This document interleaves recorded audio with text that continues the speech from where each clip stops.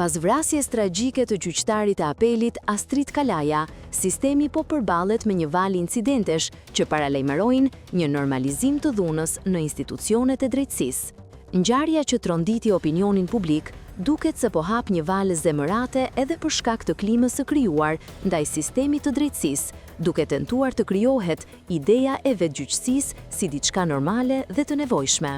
Vetëm sot pati disa incidente, ku në Vlorë një avokat u përfshi në një përplasje fizike me një punonjës sigurie, ndërsa mëngjesin e së premtes u raportua për një situatë të tensionuar në gjykatën e apelit në Tiranë, ku një qytetar i u drejtua rojeve se ju jeni për t'u vrarë të gjithë. Gjithashtu, shqetësuese është paraqitur edhe situata në rrjetet sociale, ku gjuha e urrejtjes dhe e dhunës ka mbizotëruar, madje deri atje sa janë hapur llogari në mbështetje të autorit të krimit ndaj gjyqtarit Kalaja. Kjo lloj gjuhe, e mbushur me mllef dhe urrejtje, rrezikon të shndërrohet në frymë toksike kolektive, ku rrezikon të mbizotërojë hakmarrja papritur të flasë drejtësia. Shteti nuk mund të qëndrojë spektator përballë kësaj klime, sepse çdo vonesë apo çdo hezitim vetëm sa do ushqej perceptimin se gjykatat janë të pambrojtura dhe se drejtësia mund të merret në dorë nga njerëzit. Vrasja e gjyqtarit Kalaja nuk duhet të bëhet piknisje